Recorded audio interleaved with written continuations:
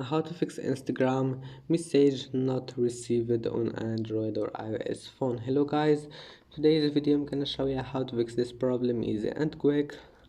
First go to settings and make sure battery, make sure power saving mode is disabled. Maybe you'll find it like that, then just click on it. And if that doesn't fix your problem, now just go to apps and then click apps again.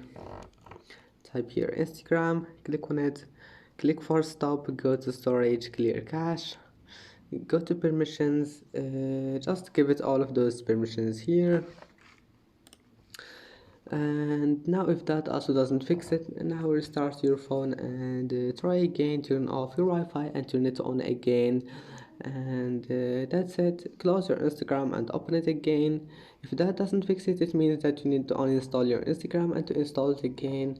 And that's it. Don't forget like and see you in the next video.